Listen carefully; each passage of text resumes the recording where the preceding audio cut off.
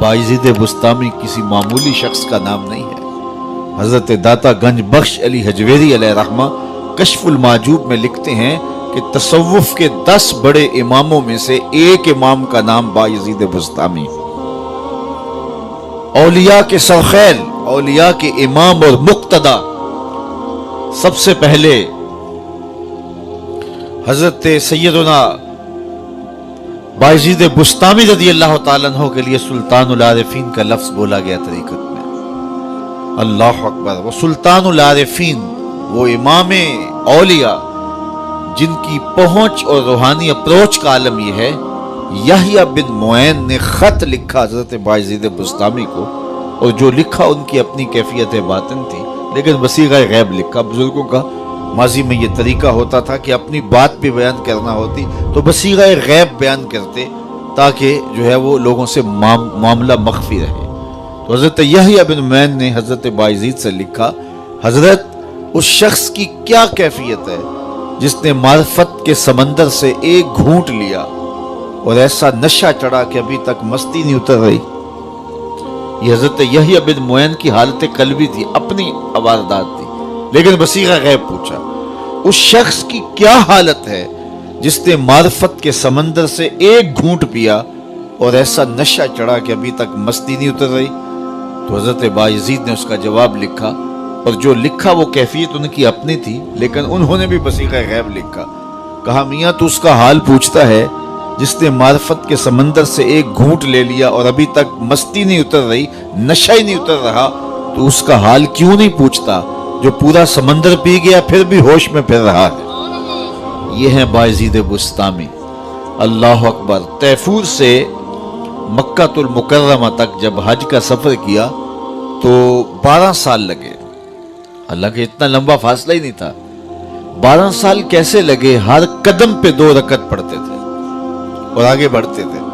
12 साल में तैफूर से मक्कातुल मुकर्रमा जब पहुंचते हैं और काबातुल्लाह पे पहली नजर पड़ती है तो हजरत बायजीद बुस्तामी निगाहें नीची कर लेते हैं। तो किसी ने कहा, हजरत इतने शौके फरावां के साथ आए हैं और काबातुल्लाह सामने है, अब आपने निगाहें झुका ली? तो हजरत बायजीद फरमाने लगे कि इतनी दूर से पत्थर देखने के लिए तो नहीं आया था, ये पत्थर बुस्ताम में थोड़े थे।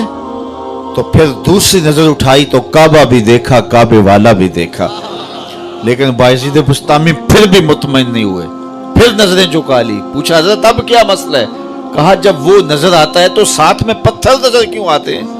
तो जब तीसरी मर्तबा नजर उठाई तो जिधर देखा उसी के जलवे नजर आए। ये है बायजीद बुस्तामी, ये है उनकी पहुंच, ये है उनकी अप्रोच, ये है उनकी रूहानी इस्तेदाद।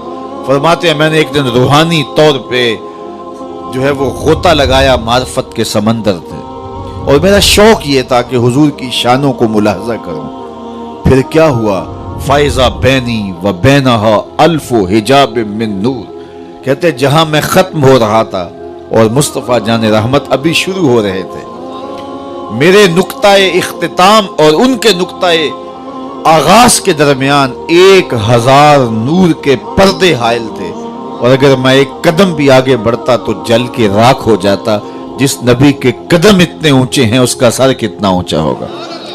कोई हद है उनके उरूज की, बाला गल ओलाबे का। मौलवी का तो दिमाग खराब हो गया कि वो तराजू गाड़ के उसको तोलने लगा जिसको तोला नहीं जा सकता, उसको नापने लगा जिसको नापा नहीं जा सकता। मैं तो कहा करता हूं, डिठे वरक कुरान दे फोल सारे, तेरी शान जिया नहीं कोई होर डिठा, तेरी शान दा करे मुकाबला जेड़ा, ओनू आशकां असली चोर डिठा। कोई नूर आखे कोई बशर आखे, पैंदा रात दिने एहो शोर डिठा। अल्लाह वालियां गल मुका दिती, तुसां होर डिठा असां होर डिठा। तुमने हलीमा की बकरियों के पीछे पीछे देखा होगा, सिदरा पर जिब्रील के आगे आगे नहीं देखा। और इकबाल कहता है, तूने यूसुफ को कुएं में देखा तो क्या देखा? अरे नादां, जो मुतलक था मुकय्यद कर दिया तूने। तू अभी तक कुएं में देख रहा है, वो मिस्र के तख्त का मालिक भी बना हुआ है। तो उनकी पहुंच और उनकी अजमत और उनकी रिफत का कौन अंदाजा करे? हमारे दर्स निज़ामी में दाखिली निसाब किताब है, شرح قائد نصفیہ، تمام مکاتب فکر کے مدارس میں اہل تشیع کے علاوہ سبقاً پڑھائی جاتی ہے۔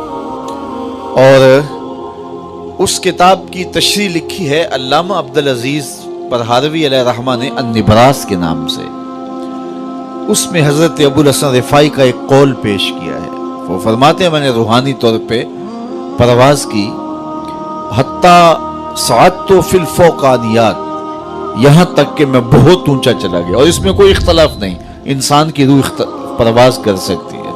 ہم خواب میں کہاں سے کہاں جا پہنچتے ہیں، یہ ہماری روح ہے، اور ہماری روح روحانی طور پہ بھی پرواز کر سکتی ہے۔ اگر میری اور آپ کی روح زنگ آلود ہو تو پھر پاک لوگوں کی روحوں سے ہم اپنی روح کو قیاس نہ کریں۔ جن کی روحیں مصفہ ہیں، جن کے آگے حجاب اور پردے نہیں ہیں، تو وہ پرواز کرتی ہیں۔ تو وہ فرماتے ہیں میں نے روحانی طور پہ پرواز کی، حتیٰ صعدت فی الفوقانیات، یہاں تک کہ بہت اونچا چلا گیا۔ ایک عرش آیا اسے عبور کیا، دوسرا عرش آیا اسے عبور کیا، 7 لاکھ عرش عبور کر گیا۔ عرش ایک نہیں ہے، عرش بہت سارے ہیں۔ عالم امکان اور عالم وجوب کے درمیان عرش عالم برزخ ہے۔ جب اللہ تعالیٰ اس دنیا پہ کوئی تجلی ڈالنا چاہتا ہے تو پہلے عرش پہ ڈالتا ہے، وہاں سے تجلیات چھن کے دنیا پہ آتی ہیں۔ اگر ڈائریکٹ آ جائیں تو کوئی تاب ہی نہ لا سکے۔ یہی بہتر ہے کہ وہ پردے میں روح پوش رہے، وہ اگر پردہ اٹھا دے تو کسے ہوش رہے۔ عرش ایک نہیں، عرش بہت سارے ہیں۔ کہتے ہیں میں 7 لاکھ عرش عبور کر گیا۔ آواز آئی ابوالحسن رفاعی کدھر آ رہے ہو؟ تو میں نے عرض کی مالک معراج کی شب جس عرش کی چھاتی پہ محبوب کے قدم لگے تھے، میں اس عرش کو دیکھنے کے شوق میں کشاں کشاں یہاں تک پہنچا ہوں۔ نہ سفر بشرط مال ہے، نہ طلب بقید سوال ہے، فقط ایک سیری ذوق کو میں بھٹک رہا ہوں کہاں کہاں۔ میرے دل کی خلوتیں کئی بار سج کے اجڑ گئیں، مجھے بارہا یہ گماں ہوا تم آ رہے ہو کشاں کشاں۔ کہا تو میں اس شوق میں یہاں تک پہنچا ہوں تو میں اس عرش کو دیکھنا چاہتا ہوں، اور میری پرواز کی غرض و غایت یہ ہے۔ تو آواز آئی ارجع لا وصول لکا، ابوالحسن پلٹ جاؤ، تم کروڑوں سال بھی پرواز کرو، جس عرش کی چھاتی پہ محبوب کے قدم لگے تھے وہاں تمہارا خیال بھی نہیں پہنچ سکتا۔ جس نبی کے قدم اتنے اونچے ہیں اس نبی کا سر کتنا اونچا ہوگا۔ کوئی حد ہے ان کے عروج کی، بالا غل اولاب کمال ہی۔ تو کہا دہا سے مراد حضور کے کمالات ظاہریہ ہیں، اور لیل سے مراد حضور کے کمالات باطنیہ ہیں۔ ایک قول یہ پیش کیا کہ دہا سے مراد حضور علیہ الصلاۃ والسلام، اللہ اکبر، یہ اللہ نے اپنے محبوب کو شانیں دی ہیں نا، یہ حضور علیہ السلام کی عظمتیں ہیں، یہ حضور کی رفعتوں کا عالم ہے۔ تو کہا دہا سے مراد حضور کے کمالات ظاہریہ، اور لیل سے مراد حضور کے کمالات باطنیہ ہیں۔ پھر کہا دہا سے مراد حضور علیہ السلام کا نور علم ہے، جس سے کائنات کی کوئی چیز پوشیدہ نہیں، چٹے دن کی طرح روشن، ہر شے محبوب کی نگاہوں میں ہے۔